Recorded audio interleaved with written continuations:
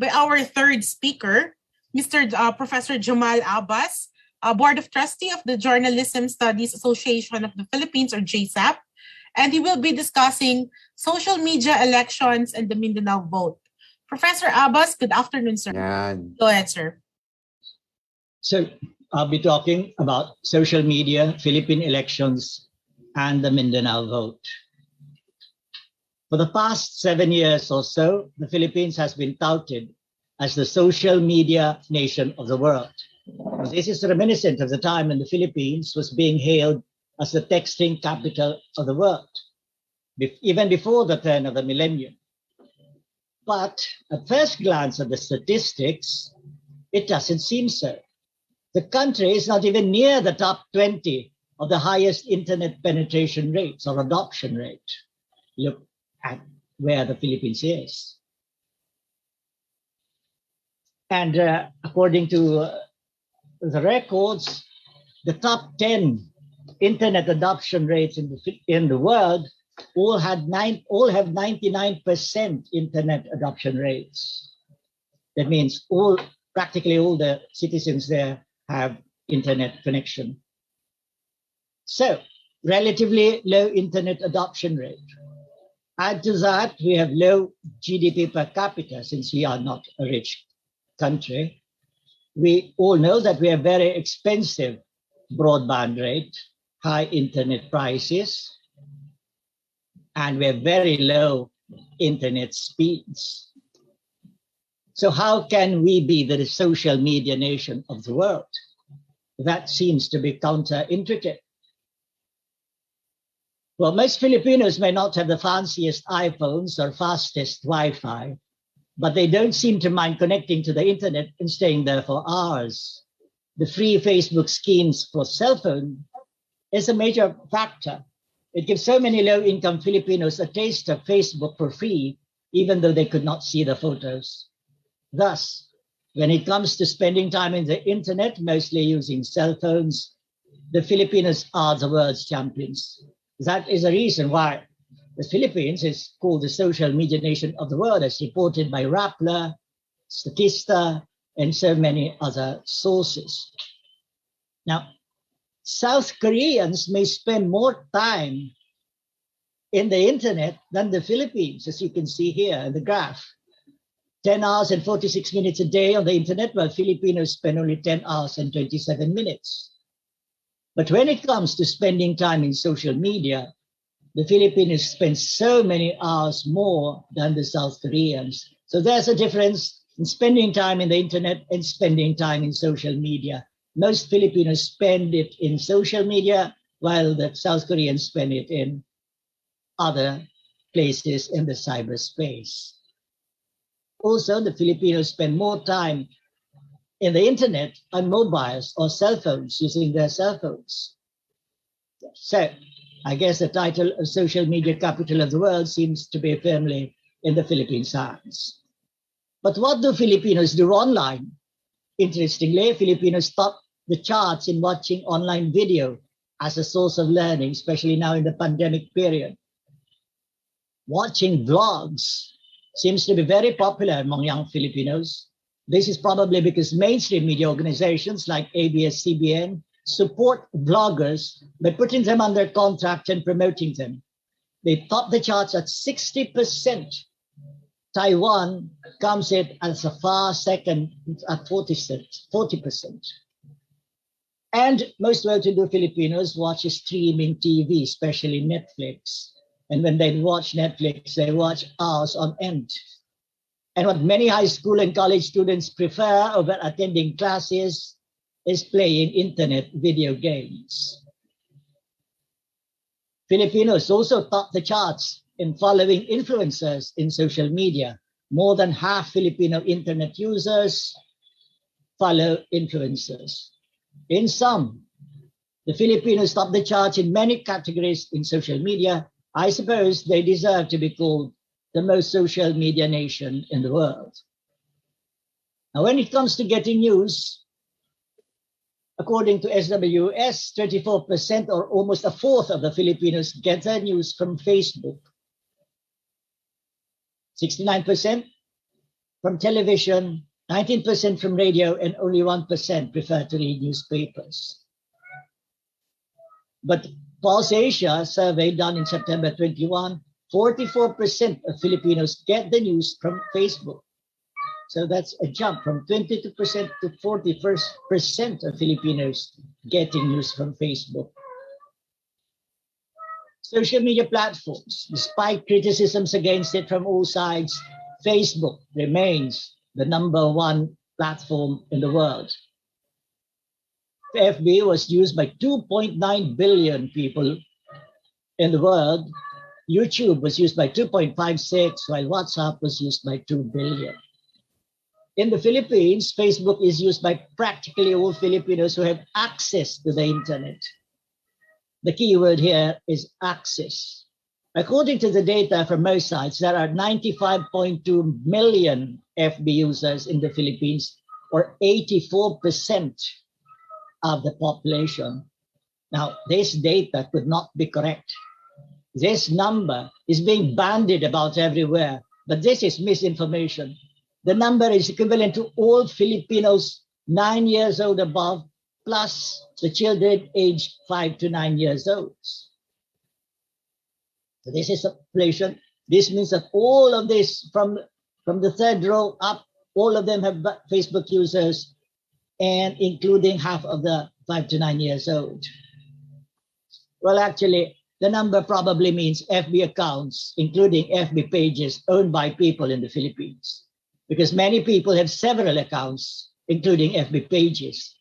The troll armies of politicians usually require each cyber soldier to have at least 5 FB accounts. So maybe that's why the number of FB users are so big. But despite the inflated figures, users of FB, Facebook, and its sister app, Messenger, are still so many. Could go as high as 70 million. And this is so much more than the other social media platforms like Instagram, Instagram or LinkedIn or Twitter. Social media for election purposes. The fact that millions of Filipinos spend most of their time in social media means that that is also the best way to get in touch with them. Mainstream media like TV may still be a great way of connecting with the electorate, but online media may prove to be a better alternative since it is much cheaper. According to Pulse Asia, 63% of Filipino adults use the internet, 84% in NCR, 65% for the rest of Luzon, 62% in the Visayas, and 47% in Mindanao.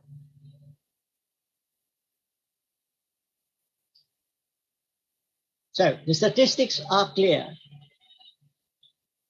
At least 68% of Filipinos have internet access, or about 75 million people. That is more than the estimated voters for the 2022 elections.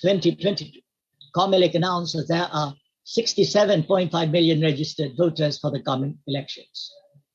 And the Filipinos top the world in time spent in internet and social media. Filipinos with internet access generally spend 10 hours and 27 minutes every day. So it seems clear that social media is very, very active in the Philippines, and so in the elections.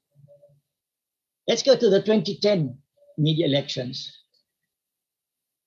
So-called social media elections is not a new phenomenon. The Cambridge Analytica scandal exploded in 2018, where whistleblower revealed that CA obtained personal data of some 87 million Facebook users. 1.2 million of them were Filipino Facebook users to help political personalities. And Cambridge Analytica's parent firm claims it won the 2010 election for the Philippine president. In an interview with Maria Ressa, the Cambridge Analytica whistleblower, Christopher Wiley, said that they would make money as they go into the countries with relatively underdeveloped regulatory infrastructure or questionable rule of law, where it was easy to get away with things, and create propaganda and support politicians who would be willing later to pay back favors, unquote. In 2016, let's go to 2016 social media. The 2016 polls was branded as social media elections. Many PR teams organized troll armies during the 2016 elections. Now, several PR personalities came out admitting such things. These are armies of people organized to use social media, especially Facebook, to promote their candidate, spread disinformation on opposing candidates, bully the supporters of opposing candidates, spread their posts far and wide by sharing them several times. According to many reports, Facebook helped Mr. Duterte win the elections. In fact, international publications like The Guardian even mentioned allegations that Facebook helped Duterte in more ways than one. There seems to be more to it than meets the eye. As it says here, Facebook placed staff in the offices of Rodrigo Duterte when he ran for president of the Philippines in 2016, even though Duterte ran on an explicit platform of vigilante violence and extrajudicial killings. Now, Mr. Duterte did not have a bona fide national political party. He did not have as much money as the other candidates. He was hardly known outside the Davao region. He does not come from a nationally prominent family. He really had nothing to boast of aside from allegedly making Davao City prosperous. And there were allegations that he killed people. In fact, he admitted them. He boasted it. So Duterte's win was really something for the books. And many say he had help from a certain kind of book. After the elections, the troll armies continued. But this time it was just the army of the winning president. Anyone posting against the president's policies would be attacked with threatening comments, and according to Maria Ressa, even threatening rape and death. Fake news proliferated. Internationally, Facebook was accused of helping authoritarian regimes like that of India's Modi, Philippines' Duterte, and USA's very own Donald Trump.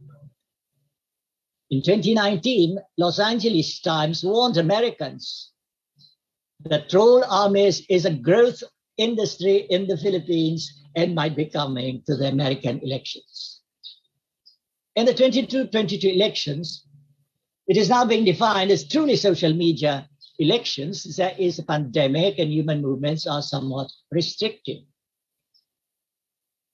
In a news article by Internews, it says potential vets already started advertising on Facebook as early as 1 year before the elections. Several politicians, both local and national, were mentioned as paying for FB ads, like these guys, Trillanes, Villaferte. Fake news. In a CNN Philippines news report, the Parish Pastoral Council for Responsible Voting reminded Filipinos to try to discern what is fake news and misinformation in social media, as, quote, it remains a key player in the upcoming 2022 elections due to the COVID-19 pandemic. In January, there's quite a fake news going around in two regions of Mindanao, Sorsogon and Davao, and it's all about a supposedly a vaccine exempt card. So if you have this card, you'll be exempted from taking vaccines, the COVID-19 vaccines, and still get same privileges as those who are vaccinated. That's just an example of fake news going around. Now, Mindanao voters, some of them here earlier mentioned the numbers of Mindanao voters.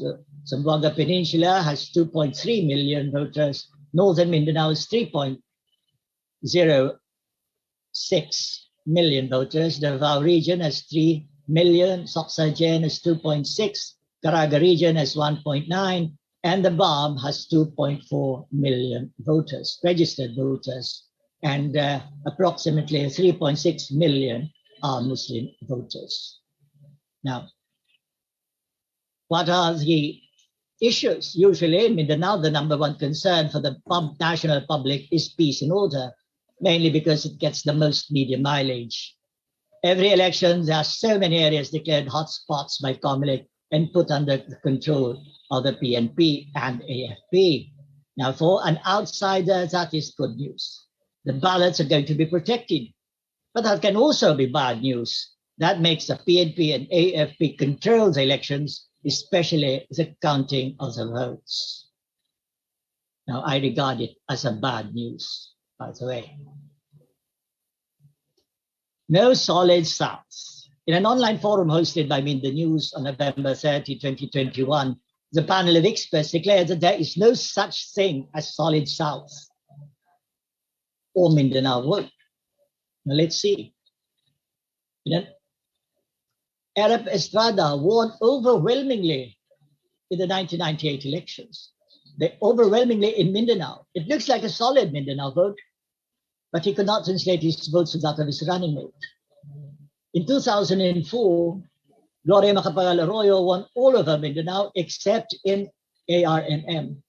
Now, some people consider this a miracle, since FPJ, the king of Philippine movies, was universally acknowledged as unbeatable in Mindanao, like his best friend Arab Estrada. Apparently, Hello Garce was not very effective in ARMM. In 2010, the impeached former president still won Mindanao with 40% of the votes, even though he lost everywhere else. In 2016, it cannot be denied that Mr. Duterte won a great deal of the Mindanao vote, winning 23 of the 27 provinces. He is the first person who grew up and lived in Mindanao and who ran and eventually won the presidency. Anyway you cut it, it surely looks like a very solid Mindanao vote for Duterte. It also looks like a good, solid Muslim moral vote. His running mate Cayetano won only in 6 provinces, Duterte's 5 provinces of Davao and Surigao del Sur. So we go to Mindanao's 2022 elections. Can Mr. Duterte's solid Mindanao vote be transferred to his anointed candidate? In 2016, Robredo won 13 provinces, Marcos Jr. won in 8. But this time, the 2 candidates from Luzon will have to consider Manny Pacquiao, born and bred in Mindanao.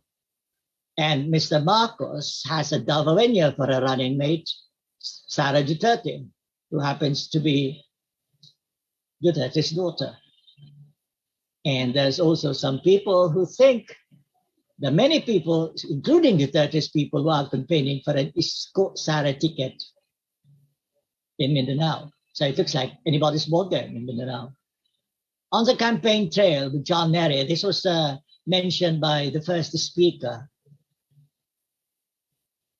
Last February 20, Isko Moreno's team went to Cotabato City and Maguindanao, while Robredo's team went to Iligan and CDO. Both teams were met by enthusiastic crowds.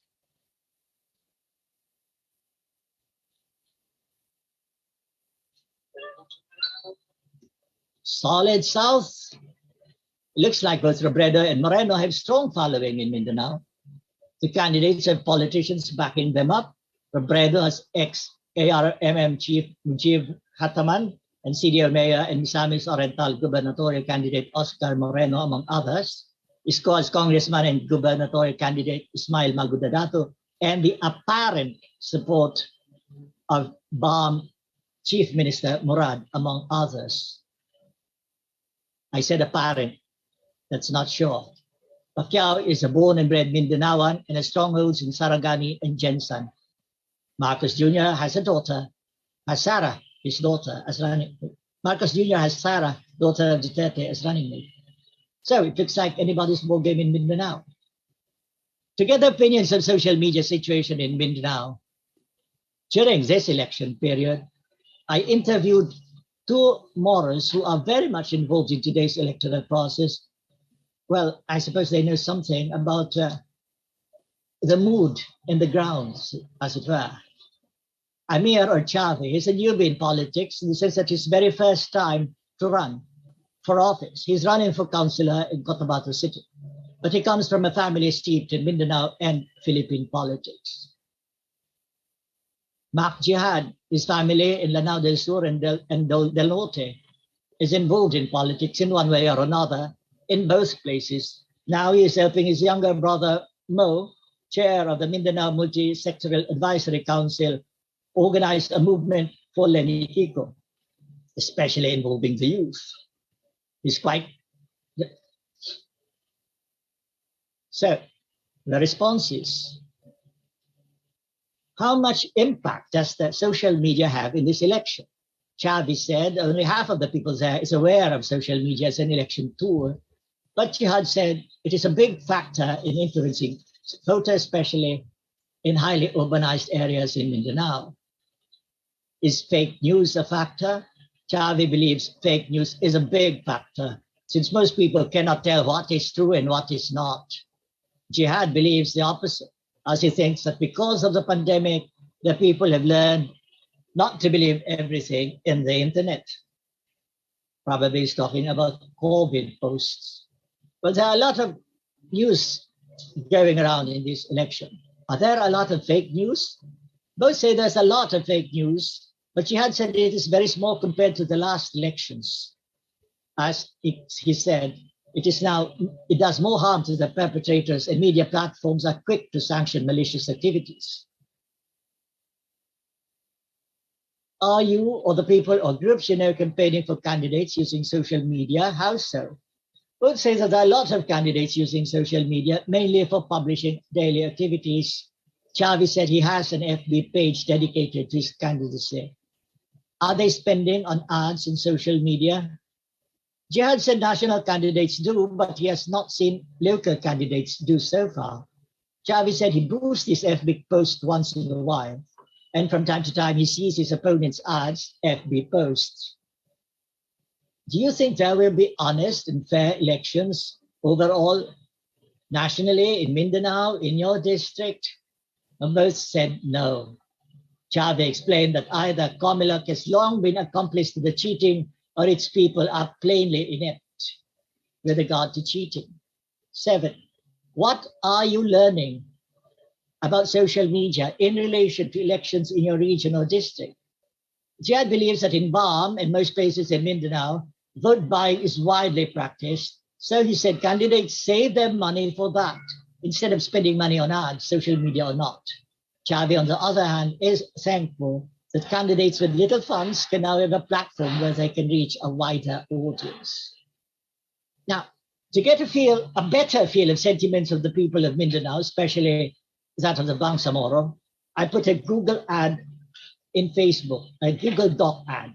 It's a survey form titled On Digital or Social Media Interaction, a survey on the characteristics of residents regarding digital or social media. Now, FB said the whole Mindanao is too big a target. So I just limited it to Davao region, Cotabato City, Socsagen, Holosulu, Barm, ARMM, and Marawi. And all voters, all voting age 18 to 65 plus. And the results, it got a reach of 9,408. But only 212 people clicked the link, and so only 46 people answered the questions, the survey questions. But anyway, 46 people, what they think, it's a good enough number to see how the people in the ground really feel. Are you a registered voter in Mindanao? Only one said no. Almost half of what is your first criterion in voting for a candidate? Almost half of chose candidate's qualification as the first criterion in voting for a candidate. 30% chose campaign platform or promises, and 8.7% were candid enough to choose a relative or friend. How do you usually get to know your candidate? 37% of respondents say they usually get to know their candidates through social media. 20% chose personal meeting, while 22% say through mainstream media. Now, this is quite significant. There are more people who get to know their candidates through social media than through mainstream media. Is a candidate's campaign platform or promises important to you? Well, respondents say, yes, they are important, 87% of them. As shown earlier, that is the second highest consideration after candidates' qualifications. Except for gaming, how often do you go to the internet? More than 3/4 of the respondents say they go to the internet 2 to 3 times a day. Now, this proves the statistics that Filipinos spend a lot of time in the internet. Do you believe everything you read in the internet? Well, they do not necessarily believe what they read in the internet. 39% say they believe some of it, while 24% say they do not believe everything in it. 19.6% say they believe half of it, while some 15% believe most, if not all, that is put on the internet. So, from the numbers, it looks like there are still 15 to 20% who are most susceptible to fake news because they believe everything in the internet, or almost everything. Do you think elections in your area are honest and clean?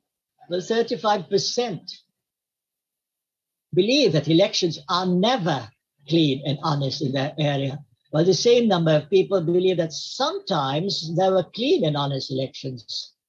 Now, there are 22% who say that most of the time elections were clean and honest, while about 9% believe that elections in the area have always been clean and honest. So we have the never and sometimes answer overwhelms the most, and always responses 57 to 31. What is the biggest hindrance to clean and honest elections? 41.3% of the respondents say vote buying is the biggest hindrance. And 32.6% believe that political dynasty is a big hindrance. The remaining respondents, 26%, believe that cheating is the biggest hindrance. Half of them say cheating in the counting at the prisons, while half say it is cheating by COMELEC. Can the internet or social media help bring about a cleaner or more honest elections? The respondents were quite optimistic that social media can help bring about a cleaner and more honest elections are twice as many as those who don't believe so. 67% against 33%. How can the internet or social media help bring about a cleaner or more honest elections? While there are some who say that social media cannot help, there are many more who said they can. These are some of the suggestions, many of them, really. In other words, the respondents are saying that social media can help bring about a cleaner and more honest elections by being the platform for people to post any anomalies or irregularities in the electoral process, as well as being the platform to better educate the people on detecting anomalies on the electoral process, as well as detecting fake news. On the other hand, some respondents don't like social media because there are many fake news there, according to them.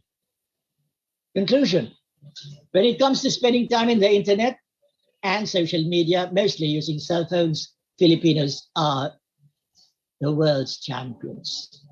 That is the reason why the Philippines is the social media nation of the world.